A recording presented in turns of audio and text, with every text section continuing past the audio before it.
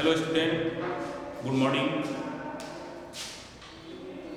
मैं Akhilesh Prasad, math teacher, daffodil public school, Ramchandrapur. आज मैं क्लास 9 का पॉलिनोमियल का बचा हुआ भाग पढ़ाने जा रहा हूँ। इसके पहले जो वीडियो आप लोगों ने देखा होगा वो 4 पार्ट में है। कुछ टेक्निकल प्रॉब्लम के चलते वो 4 पार्ट हो गया है। वैसे एक दिन का वो पूरा पढ़ाई मटेरियल था। और आज भी मैं जो पढ़ा रहा हूँ उसके आगे से, जहाँ तक मैंने पढ़ा दिया था उसके आगे से फिर भी उसको एक बार जल्दी में उसको रिवाइज कर लेता हूँ। उसके बाद फिर आगे बढ़ेंगे।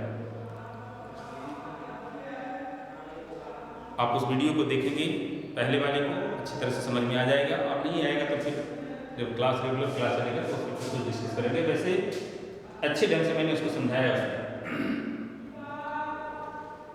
तो आज भी जो पढ़ाऊंगा उसके बाद भी कुछ बचेगा, हो सकता है वो एक और मीटिंग लगेगा, उसमें फिर हम लोग उसको क्लियर करेंगे। फिलहाल आज रिमाइंडर थ्योरम से हम शुरू करते हैं। क्या है रिमाइंडर थ्योरम? इससे पहले थोड़ा सा एक बार 2 मिनट मैंने कहा था कि रिवाइज कर लें। क्या क्या पढ़ा था हमने? पॉलिनोमियल का डेफिनेशन पढ़ा था, काइंड्स ऑफ पॉलिनोमियल पढ़ा था, है ना। डेफिनेशन में हमने बताया था कि किसी भी एक्सप्रेशन का जो वेरिएबल का पावर होता है तो क्या होना चाहिए? होल नंबर होना चाहिए और पॉजिटिव होना चाहिए। इसके बाद उसमें जो है डिग्री क्या होता है, कोएफिशिएंट क्या होता है। डिग्री जो है वो वेरिएबल का पावर होता है, वो डिग्री, मैक्सिमम पावर जो होता है वो डिग्री कहलाता है। कोएफिशिएंट जो होता है किसी भी वेरिएबल का लेफ्ट साइड का जो डिजिट होता है, लिखा है, अगर कुछ लिखा है तो ठीक है, नहीं है तो 1 पढ़ेंगे उसको। जैसे 6x², यानी 6 is the coefficient of x²। इस तरह से बता दिया था। डिग्री के आधार पर लीनियर बताया था हमने, linear polynomial, quadratic, cubic, biquadratic. 1 degree वाले को लीनियर, 2 डिग्री वाले को क्वाड्रेटिक, 3 डिग्री वाले को क्यूबिक, 4 डिग्री वाले को बाइक्वाड्रेटिक। फिर टर्म्स के आधार पर उसको हमने बताया था मोनोमियल, बाइनोमियल, ट्राइनोमियल, टेट्रानोमियल। इस तरह से 1 टर्म वाले को मोनोमियल, 2 टर्म वाले को बाइनोमियल, 3 टर्म वाले को ट्राइनोमियल। इस तरह से आगे बढ़ते जाते हैं। फिर उसमें और बताया था हमने एक जीरो पॉलिनोमियल में नहीं बता पाया था उसमें कि सिर्फ जीरो जो होगा एक जीरो पॉलिनोमियल कहलाता है, और अगर कोई नंबर खाली रहता है जैसे 2 है या 3 है तो ये कांस्टेंट पॉलिनोमियल कहलाता है। इसकी चर्चा हमने नहीं किया था, इसको भी जान लें। इसके बाद जीरोज ऑफ पॉलिनोमियल, किसी भी पॉलिनोमियल का जीरोज क्या होता है? कोई भी वैल्यू जो उस पॉलिनोमियल को जीरो बना दे। मतलब अगर उस पॉलिनोमियल में वेरिएबल की जगह पर अगर उस वैल्यू को रखें तो सोल्यूशन अगर हमको जीरो मिलता है, then we can say that value is the zeros of that polynomial. तो उस डिग्री के आधार पर अगर लीनियर है तो 1 जीरो होता है, क्वाड्रेटिक है तो 2 जीरोज होंगे, क्यूबिक है तो 3 जीरोज होंगे, बाइक्वाड्रेटिक है तो 4 जीरोज होंगे। इस तरह से नंबर ऑफ जीरोज भी हम लोगों ने सीख लिया था कि इस पॉलिनोमियल का कितना जीरोज होता है। इसके बाद फिर कुछ क्वेश्चन भी सोल्व किया था हमने। अगर मान लो कि px = x + 5 दिया हुआ, इसका जीरोज फाइंड करना है, तो हम px को जीरो कर दें, यानी x + 5 = 0। इस तरह से अगर मान लें p of x = x + 5, इसका जीरोज फाइंड करना है तो क्या करेंगे? इसको जीरो कर दें। 0 = x + 5, यानी x + 5 = 0, यानी x = -5। We can say that -5 is the zero of given polynomial। इसके बाद अगर कोई पॉलिनोमियल है, ठीक है, अब पॉलिनोमियल मान लीजिए कि p of x = x³ - 3x² + 2x + 5। अगर हम p1 निकालना चाहते हैं, अगर x = 1 पुट करें, x = 0 पुट करें, x = 2 पुट करें, कुछ भी वैल्यू, तो इसका वैल्यू बदलते जाएगा। जिस तरह से x का वैल्यू वेरी करेगा उसी तरह से इसका जीरो भी, इसका वैल्यू भी वही करेंगे। अगर हम यहाँ पर P0 ले लेते हैं, मतलब x का वैल्यू 0, तो ये क्या हो जाएगा 0 cube minus 3 into 0 square plus 2 into 0 और प्लस 5, मतलब ये 0 हो गया, ये भी 0, ये भी 0, कितना बच गया 5, यानी P0 of this polynomial is 5। यहाँ तक हम लोगों ने पढ़ लिया था।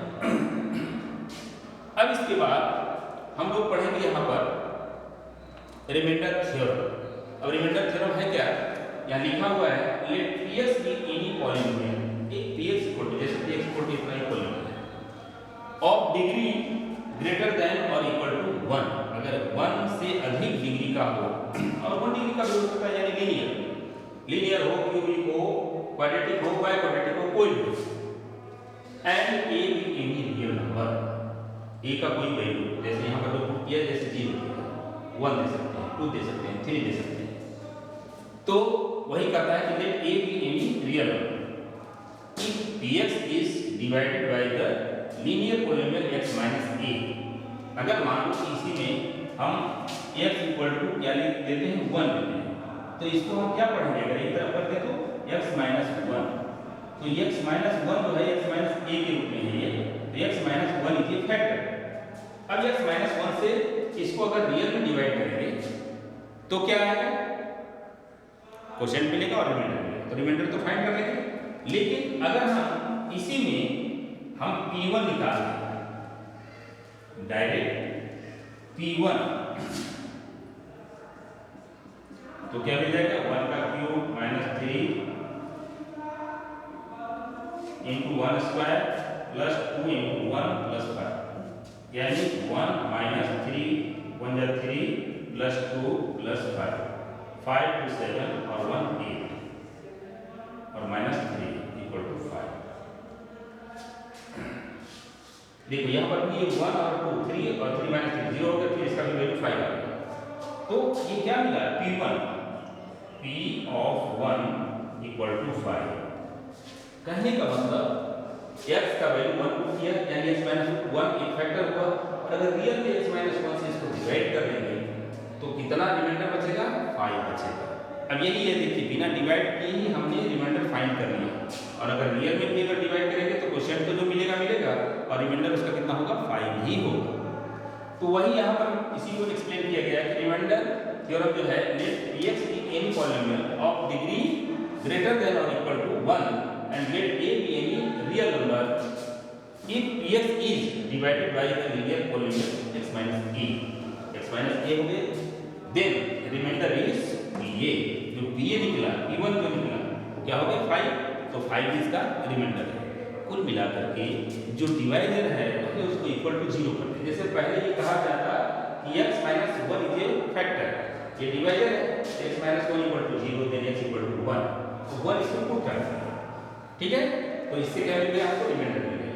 अगर ये x minus 2 is a factor कर दिया, ठीक है, तो x माइनस 2 से डिवाइड करेंगे तो x इक्वल टू 2 आ जाएगा, तो 2 इसको पुट करके देखेंगे कितना आता है, जो भी आता है वो उसका रिमाइंडर होगा।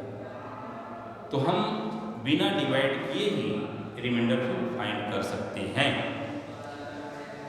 और रेगुलर क्लास में हम ये भी बताएंगे कि बिना डिवाइड किए ही हम लोग क्वेश्चन कैसे फाइंड कर लेंगे, क्वेश्चन और रिमाइंडर दोनों, वो इससे जो है थोड़ा सा हट करते हैं। अब ये दूसरा जो है थ्योरम फैक्टर थ्योरम, क्योंकि ये दोनों थ्योरम हमने लिखा है यहाँ पर, इसको भी आप लोग बुक से निकाल करके उसको देखेंगे, अगर इसमें क्लियर विजन आ रहा है तब तो ठीक है, नहीं तो किताब से निकाल करके इसको पढ़ेंगे और पाएंगे ये दो थ्योरम है पॉलिनोमियल चैप्टर में 9th क्लास में, तो ये दोनों थ्योरम को याद करेंगे अच्छा सा एकदम एक एक अच्छा, ताकि अगर एग्जाम में आ जाता है कि राइट रिमाइंडर थ्योरम तो इसको लिख देंगे, राइट फैक्टर थ्योरम इसको लिखेंगे, दोनों में से कोई एक आने का चांस रहता है, इसलिए इसको आप लोग ध्यान देंगे इस बार।